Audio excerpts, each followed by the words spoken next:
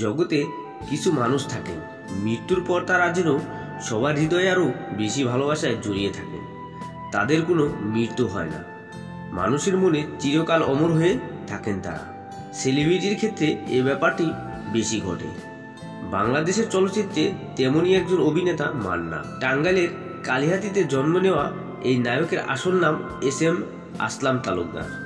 ছোটবেলা থেকে সিনেমার প্রতি তার ছিল প্রচণ্ড ঝোঁক। কলেজে পড়ার সময় প্রচুর সিনেমা দেখতেন। নায়ক রাজ্জাকের সিনেমা হলে তো কথাই নেই। স্বপ্নে দেখতেন তিনিও একদিন অভিনয় করবেন। অনেকেরই ইচ্ছে থাকে ডাক্তার, ইঞ্জিনিয়ার হওয়ার, কিন্তু তার ইচ্ছে ছিল নায়ক হওয়ার। একদিন বলাকায় সিনেমা দেখতে গিয়ে চোখে পড়ে নতুন মুখের সন্ধানে বিজ্ঞাপন। তারপর টিপিআর পত্রিকায় দেখে বন্ধুদের সঙ্গে পরামর্শ করে তিনি ইন্টারভিউ দেন, সুযোগও পেয়ে যান। 1984 সালে নতুন মুখের সন্ধানে কার্যক্রমের মাধ্যমে চলচ্চিত্র অঙ্গনে পা রাখেন আসলাম তালুকদার। টাঙ্গাইলের এস.এম. আসলাম তালুকদার নামের সেই কিশোর হয়তো তখনও জানতেন না যে তিনি একদিন হয়ে উঠবেন ঢাকাই চলচ্চিত্রের জনপ্রিয় নায়ক। শুধু তাই নয়, ঢাকাই চলচ্চিত্রের একজন নির্ভরযোগ্য নায়ক হবেন তিনি। নতুন মুখের সন্ধানে কার্যক্রমে সুযোগ পেয়ে কিন্তু আসলাম থেকে নায়ক মান্না হতে পারেননি তিনি। এর জন্য অনেক ত্যাগ, অনেক কষ্ট স্বীকার করতে হয়েছে তাকে। এফডিসির অফিস পাড়ায় ঘোরাঘুরি আর নিয়মিত পরিচালকদের কাছে ধর্ণা দিতে হতো। যে রাজ্জাককে দেখে চলচ্চিত্র অভিনয়ের স্বপ্ন দেখা শুরু, সেই রাজ্জাকই একসময় তাকে সুযোগ করে দেন চলচ্চিত্রে অভিনয়ের। 1986 সালে নায়ক রাজ্জাকের এক বন্ধুর প্রযোজনা প্রতিষ্ঠান থেকে নির্মিত তওবা সিনেমায় অভিনয়ের সুযোগ ঘটে মান্নার। আর এভাবেই শুরু হয় নায়ক মান্নার চলচ্চিত্র জীবনের যাত্রা। চলচ্চিত্রের প্রয়োজনে এস.এম. আসলাম তালুকদার নাম বদলে হয়ে ওঠে মান্না। শুরুতে একের পর এক অ্যান্টি হিরো হিসেবে অভিনয় করেছে, কিন্তু সে সময় তেমন কোনো সাফল্য আনতে পারেননি। 80-র দশকে মান্না যখন ছবিতে অভিনয় শুরু করেন, সে সময় রাজ্জাক, আলমগীর, জসিম, ফারুক, জাফর ইকবাল, ইলিয়াস কাঞ্চনের নায়ক হিসেবে বেশ দাপট। সেই দাপটে অভিনেতাদের মাঝেও তওবা, পাগলি, সেলেকার, নিষ্পাপ, পালকি, দুঃখিনীমা, বাদশা ভাইয়ের মতো ব্যবসা সফল ছবি উপহার দিয়েছেন মান্না।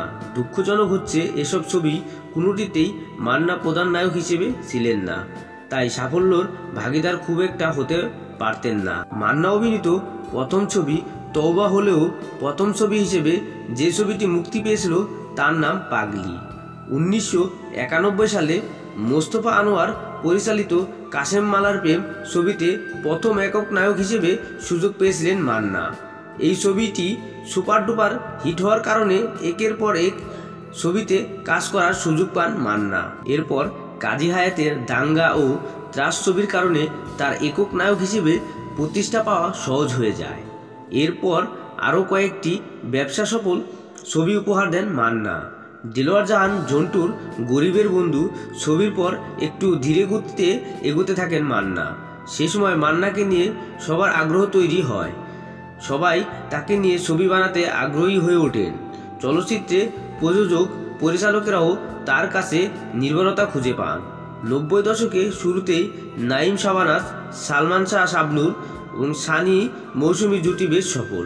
তাদের পাশাপাশি দাঁড়িয়ে যান মান্না। চলচ্চিত্রে অভিনয়ের পাশাপাশি চলচ্চিত্র বিষয়ক নানান কর্মকাণ্ডেও মান্না ছিল অগ্রণী ভূমিকা। বাংলাদেশি চলচ্চিত্রে হঠাৎ অশ্লীলতা জেগে বসলে হাল ধরেন মান্না। বাংলা চলচ্চিত্রের অন্ধকার কাটতে থাকে তার ধীর ভূমিকার কারণে। সে সময় একমাত্র নায়ক মান্না ছবিগুলোই ছিল প্রযোজক ও পরিচালকদের আশার আলো, ব্যবসায় টিকে থাকার সাহস। মৃত্যুর আগ পর্যন্ত মান্না একাই লড়ে গেছেন। 80-র দশকে সুনেত্রা, নিপা, মোনালিসা থেকে শুরু করে চম্পা, দিতি, রোজিনা, নতুন, অরুণা বিশ্বাস, কবিতার মতো সিনিয়র নায়িকাদের সঙ্গে অভিনয় করে যেমন সফল হয়েছিলেন, তেমনি মৌসুমী, শাবনূর, পূর্ণিমা, মুনমুন, স্বাতী, স্বাগতা, শিল্পী, লিমাদের সঙ্গে তার ছবি ব্যবসায়িক সফলতা পেয়েছে। বাংলাদেশের বাণিজ্যিক চলচ্চিত্রের ক্ষেত্রে তার নাম স্মরণীয় হয়ে থাকবে। অভিনয়, সংলাপ বলার ধরন দিয়ে নিজস্ব একটা স্টাইল দাঁড় করিয়েছিলেন তিনি। তার অভিনীত এমন কিছু ছবি আছে যার জন্য তিনি চিরদিনের জন্য দর্শকের মনে জায়গা করে নিয়েছেন। একটা সময় ছিল যখন ছবিতে শুধু মান্না আসেন, এ কারণেই দর্শক হলে ছুটে গেছেন। তার কারণেই ছবি ব্যবসা সফল হয়েছে। মান্না যে ছবিতে দুর্দান্ত, সেই ছবির কাহিনী যতই গতানুগতিকই হোক না কেন, সেই ছবি ব্যবসা করবেই, তাতে কোনো সন্দেহ নেই। রাজনৈতিক প্রেক্ষাপট নির্ভর ছবিতেও মান্না ছিলেন অনবদ্য। মান্না 24 বছরের কর্মজীবনে 3 শতাধিক চলচ্চিত্রে অভিনয় করেছেন। তার অভিনীত আম্মাজান চলচ্চিত্রটি বাংলাদেশের ব্যবসা সফল ও জনপ্রিয় চলচ্চিত্রগুলোর মধ্যে অন্যতম।